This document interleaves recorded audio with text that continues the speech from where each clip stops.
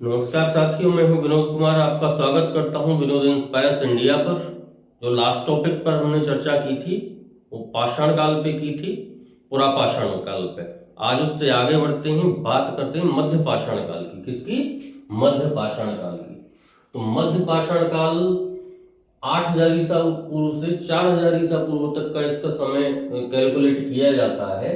मध्य पाषाण काल यानी कि एक ऐसा टाइम जो पुरापाषाण काल, पैलियोलिथिक एज के और नवपाषाण काल के बीच का जो समय है उसको हम क्या कहते हैं? मध्य पाषाण काल। मध्य पाषाण काल या मीजोलिथिक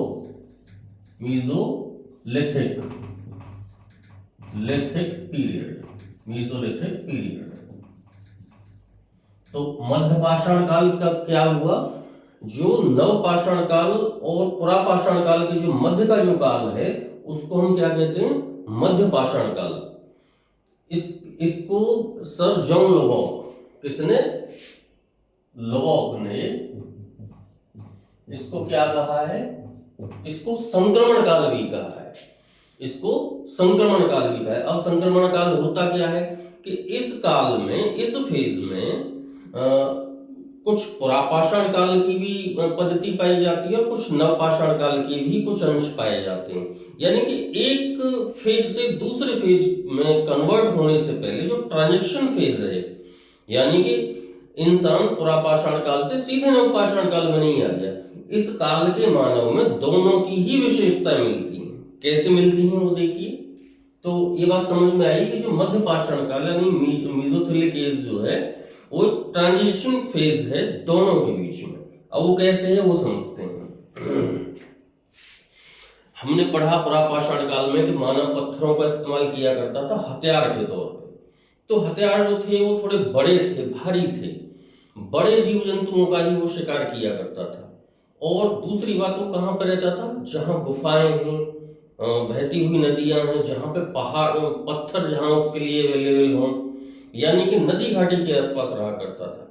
इस काल में उसमें जो चेंजेस हुए, पत्थर तो वही है जो वो यूज किया करता था, जैसे चर्त है, क्वार्टजाइट है, जेस्पर है, फ्लिंट है, ठीक है।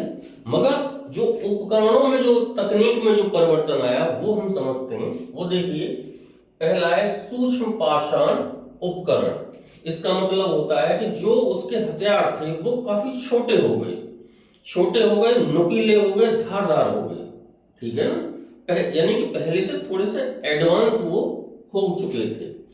दूसरा है हड्डी तथा लकड़ी का प्रयोग।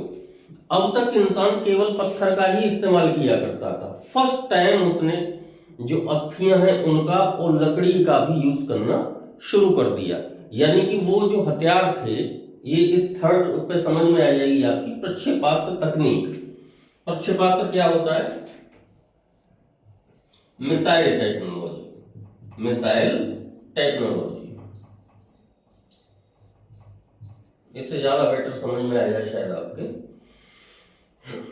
प्रक्षेपास्त्र तकनीक को कहते हैं मिसाइल टेक्नोलॉजी। यानी कि एक कोई ऐसा हथियार से दूर से फेंक के मारा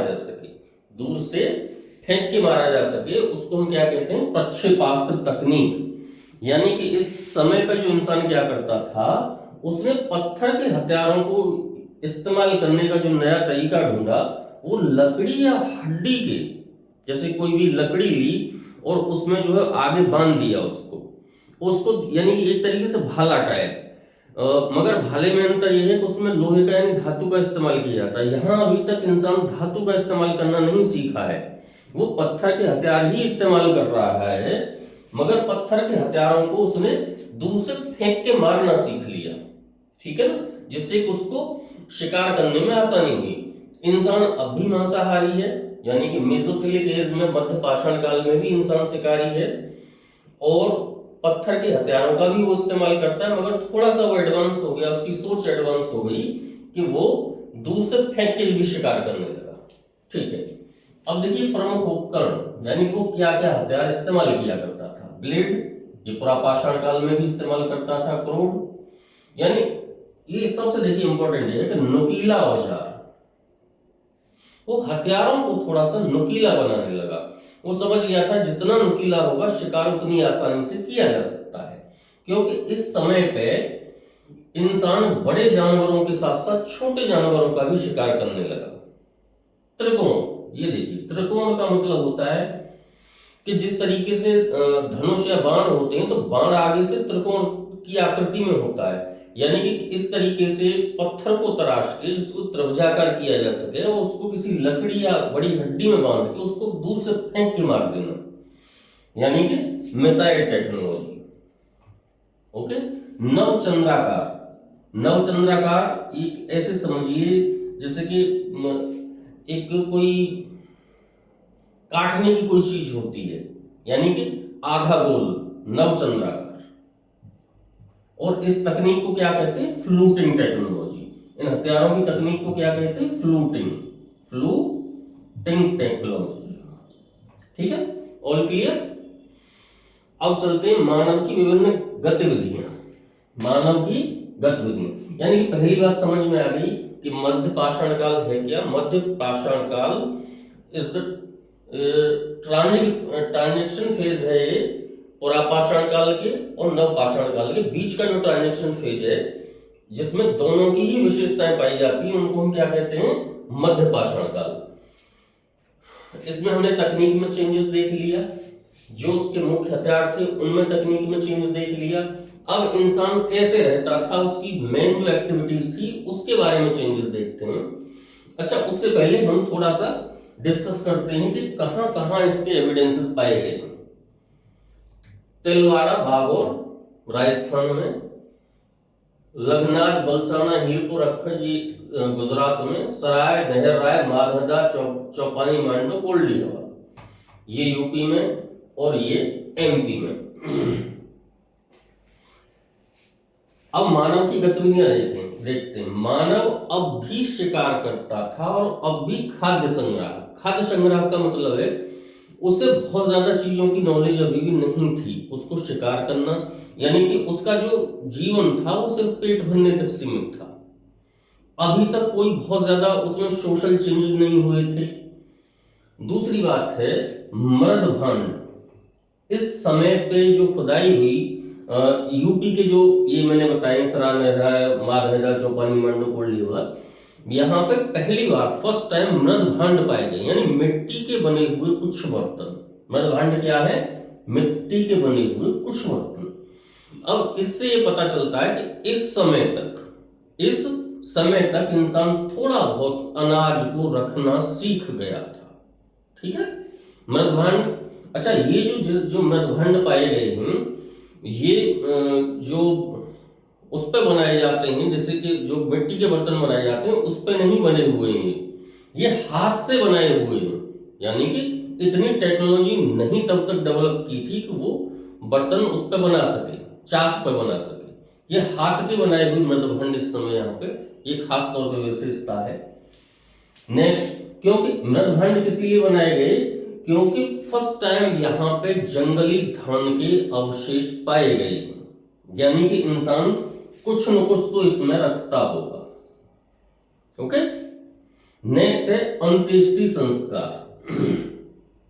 ये इंपॉर्टेंट फीचर है इस काल का, मध्य पाषाण काल का। अंत्येष्टि संस्कार करना सीख गया था इंसान। यानी कि इससे पहले जैसे कि आपने देखा होगा किसी जानवर की डेथ हो जाती है तो कोई जानवर उसका अंत्येष्टि संस्कार नहीं करता है। इसी तरीके से इंसान था, वो भी किसी अंत्येष्टि संस्कार के विषय में नहीं जानता था। यहाँ फर्स्ट टाइम ऐसे एविडेंसेस मिलते हैं कि कई लोगों को एक साथ भी दफनाया गया था। एक ही गर्त यानी एक ही गड्ढे में कई लोगों को एक साथ दफनाया गया था। यानी कि यहाँ पे इंसान अंत्येष्टि संस्कार करना सीख गया था। किसमें सीख गया था? मध्य पाषाण काल में। ठीक है। नेक्स्ट देखिए, इसमें स्थायी निवास की ओर अग्रसर। इसका क्या मतलब होता है? जब पुरापाषाण काल में देखो, इससे एक चीज स्पष्ट हो जाती है कि ये जो सारी जगह है प्लेन में। किसमें? प्लेन में। यानी कि इससे पहले के जो प्रमाण पाए जाते हैं वो नदी घाटियों के आसपास पाए जाते हैं, जहां के पहाड़ी रीजन होता है, जहां की गुफाएं होती कि इंसान शिकार करके उनमें छुप जाता। फर्स्ट टाइम ऐसी जगहों पर इस समय पर प्रमाण मिलते हैं। इससे ये पता चलता है कि इंसान और पशुओं के बीच में थोड़ी, जो पशु शाकाहारी होते हैं तो इंसान उनसे घुलना मिलना शुरू हो चुका था, जैसे गाय, भैंस, बकरी, ठीक है। तो उनसे घुलना मिलना जब शुरू हो चुका तो इस समय पे कुछ स्थायी